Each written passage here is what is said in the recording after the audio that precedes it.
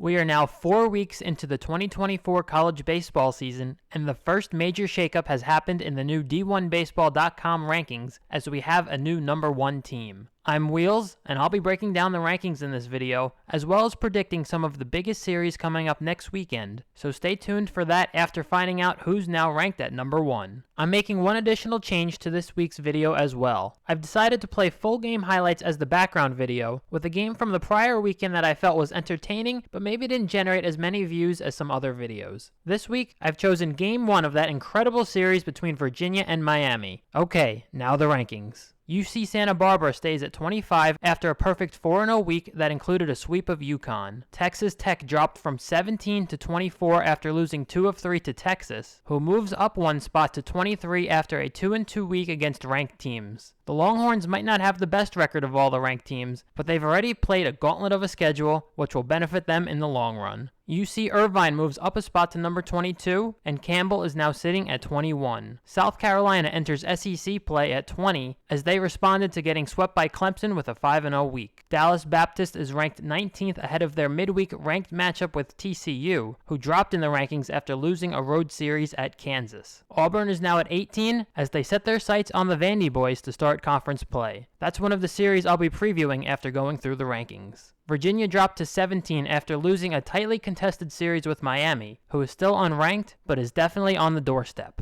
A 5-0 week for Coastal Carolina moves them into the all-important top 16, and they will now host Wake Forest in a midweek for their first game no longer ranked at the top. The question is, how far did they fall? North Carolina started ACC play with a sweep of Pittsburgh in what was a really fun series, which moves them up a spot to 15. I'll have a full series highlight video posted covering all 3 games, which will likely be going up on March 12th at 10 a.m. Eastern. Alabama enters conference play at 14, and they'll be hosting Tennessee in another series that I'll be previewing later in the video. That's going to be a fun week of baseball between 2 teams that currently have just 1 loss. NC State survived a couple of tight games against Boston College across their 3-game sweep, which moves them up a spot to 13. TCU tied Texas Tech for the biggest drop of the week, as they fell 7 spots to number 12 after losing 2 of 3 at Kansas, which were their first 2 losses of the season. East Carolina stays at 11 after a perfect 3-0 week. Clemson remains at number 10 as they enter ACC play against Duke, which is another series that I'll be previewing in a little while. Remember 2 weeks ago when Vandy was 5-3 and I said we shouldn't be concerned about them just yet? Since then, they've gone 9-0, but stay at 9 in this week's rankings. The Gators dropped 4 spots to number 8 after a 2-2 week that included home losses to UCF and St. Mary's. Crazy to think that they could have lost the series if not for a come-from-behind walk-off home run on Friday night. Wake Forest falls all the way down to number 7 after suffering their first regular season ACC series loss since 2022. It's tough to fall 6 spots after losing a tight series to a team that was ranked 12th. But the way the current top 6 have played, it feels justified. Duke moves 1 spot ahead of Wake Forest as they made the biggest jump of the week, currently sitting as the highest ranked ACC team. That is a really good baseball team, but they've got another big test coming up with a home series against Clemson. Remember, I'll be previewing that one very shortly from now. Tennessee moves into the top 5 after sweeping Illinois, and now head to Tuscaloosa to start conference play. Texas A&M stayed perfect through 16 games as they're ranked 4th heading into a top 10 matchup with Florida. As you can probably guess by now, that's another series that I'll be previewing. While we're on the topic of undefeated teams, I will mention that Florida State sits at 14-0, though they haven't yet cracked the top 25. They open conference play next week against Notre Dame. Oregon State is ranked number 3, which leaves just 2 teams remaining that could be ranked in the top spot. Alright, now the moment you've been waiting for. Who are the top 2 teams in the country? After a 3-1 week that included a dramatic 9th-inning comeback in the midweek, LSU moves up to number 2, which means that Arkansas is now ranked in the top spot. The Razorbacks might just have the best rotation in the country, and they are very deserving of the top spot. The lineup has also started to really produce lately after some early questions. They'll host Missouri to start conference play, which is the first series that I'll be previewing for the upcoming weekend. The Tigers are coming off a 4-game series split with Purdue-Fort Wayne, which included 2 blown leads late in each of the first 2 games. They sit at just 8-8 on the year entering conference play and have a tough test in the top-ranked Razorbacks. The last time Arkansas entered SEC play as the number 1 ranked team in the country, they had an ugly 16-1 home loss against Alabama in the opener. I don't see that happening this time around.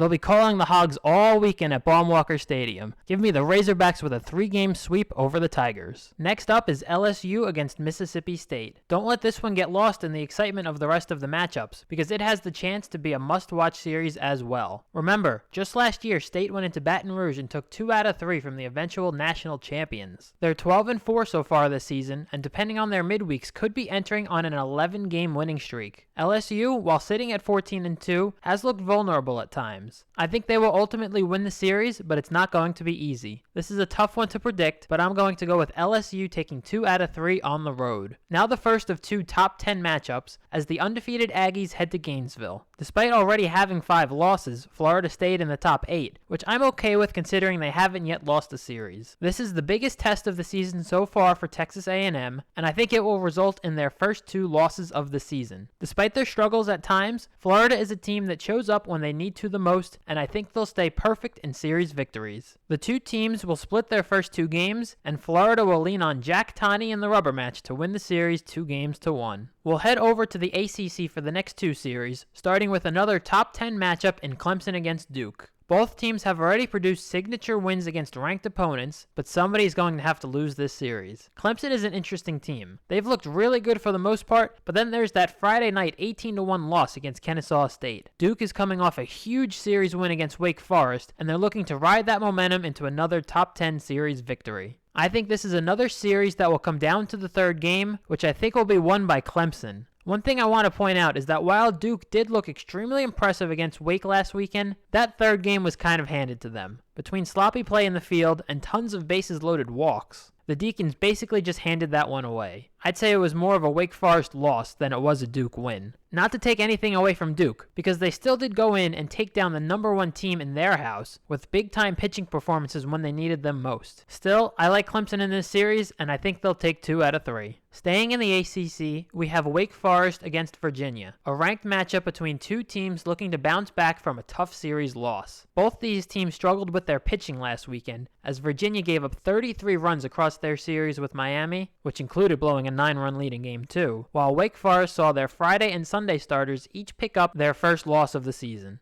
I think the wake-up call for Wake Forest is just what they needed, because they had played down to lesser competition a fair number of times in their non-conference schedule. This is a team I expect to go far this season, and I think they'll respond well to their first ACC series loss in a couple of years. I'm going to pick Wake Forest to sweep Virginia on the road. Before going back to the SEC for my final 2 series predictions, I'm going to head out west for a Pac-12 series, as Utah will host number 3 ranked Oregon State. The Utes are coming off a road series win against Washington State that opened up conference play, while the Beavers ride a 10-game winning streak into their first Pac-12 series of the season. The only blemish on their resume is a tight loss to Arkansas at Globe Life, and I think that will continue through the weekend. I'm going with Oregon State to sweep Utah. My last 2 series predictions will both feature a team from the Volunteer State and a team from Alabama. We'll start with Tennessee against the Crimson Tide. You may remember the last time these 2 teams played one another. This is one of those series you always circle when you see it on the calendar. Both teams have played a solid non-conference schedule, which includes neutral site games against other Power 5 opponents. These are 2 really good teams, which makes it tough to pick against either of them, so I won't. My prediction is that they'll split 2 games, with Mother Nature taking the rubber match. Seriously, look at the forecast. I'd be surprised if they play all 3. And it doesn't help that Bama doesn't have a turf field. Yeah, I know, this is just me taking the easy way out, so I'll give you this. If they play all 3, I think Tennessee wins 2 of them. My final series prediction is Auburn against Vanderbilt, which is the 5th ranked matchup of the weekend. Vandy is playing as well as anyone across the country right now, as their lineup is consistently producing runs in a lot of ways, the starting pitching has been dominant, and they seem to have figured out the bullpen struggles that led to their 3 losses earlier on. Auburn is coming in looking to start off conference play with a statement. They've flown under the radar a little bit so far this season, but there's a lot to like about their team. As far as predictions go, I think Vandy will continue on with what's been a common trend for them this season. The starting pitching will be good, the lineup will score runs, but the bullpen may still have their struggles. Just a couple nights ago, they allowed 9 runs to an Illinois State team that scored just 2 runs the entire rest of the series, as the Doors stretched out their starters to cover all but one of the innings across the final 2 games. They still won that first game, but things got a little dicey when 2 innings after building an 8-0 lead, they allowed the tying run to come to the plate for the Redbirds. I think Vandy will lead in all 3 games this series, but Auburn will steal one of them with a late inning comeback. Still, I have the Commodores winning the series 2 out of 3. Okay, that should just about wrap things up for this video. A little bit longer than the last time I made one of these 2 weeks ago, since I added in series predictions as well. If you enjoyed the video, please let me know with a like and a comment down below, and if you're a college baseball fan, hit that subscribe button as well if you haven't already. Thanks for watching, everyone, and I look forward to bringing you all continued coverage of college baseball in what has already been a pretty crazy season.